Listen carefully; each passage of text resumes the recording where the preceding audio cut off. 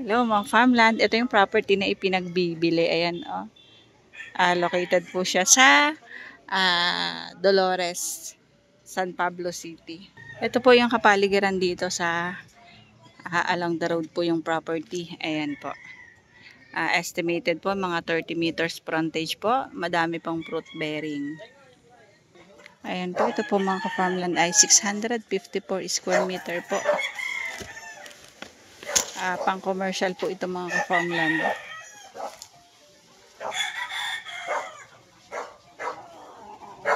Andyan po yung kalsada, yung cemented road.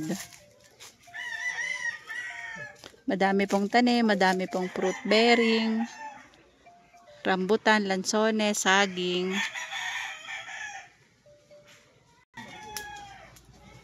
So ayan po yung pinaka frontage niya sa harapan. Ayan, nandyan yung kalsada. Pang commercial po itong property. Pwede din pong farmlot lang. Mini farmlot po. Ayan, madami pong bunga ang rambutan. Sa ngayon, may nag-aalaga lang po ng manok dito. Ito po ilibot ng bakod na yero. Pag ganun po yung property. So, ito po ay square. Square po yung shape.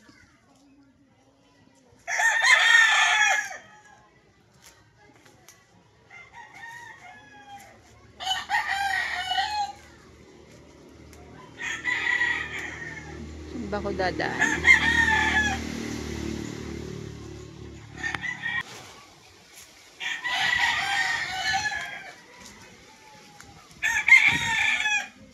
Lansones, rambutan po ang nakatanim dito sa property, tsaka mga saging.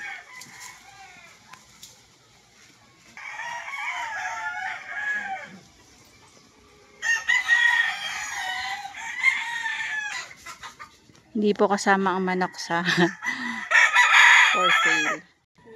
Ito po ay 654 square meter po, na ang benta po ng may-ari ng lupa ay 4,000 pesos per square meter.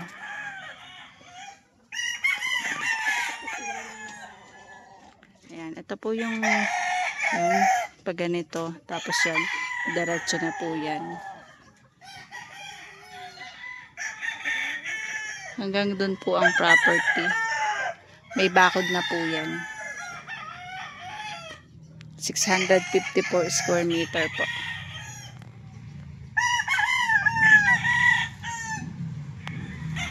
Mini farm lot lang po, residential. Kaya po medyo mataas po yung price. Ito po ay commercial residential area po. May mga lansones, rambutan. May bunga rambutan.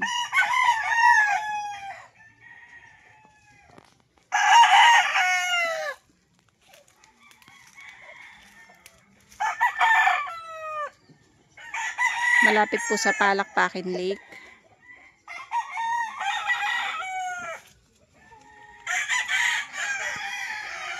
May linya ng tubig, may signal ang kuryente, malakas ang signal ng cellphone at internet connection.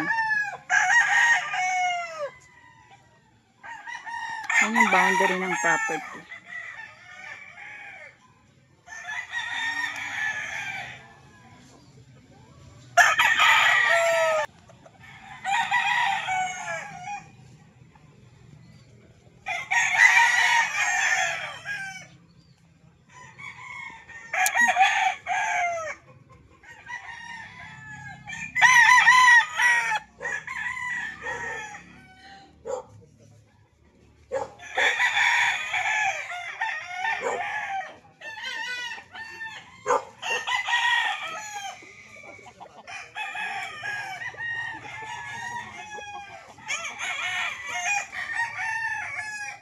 Bye-bye mga farmland.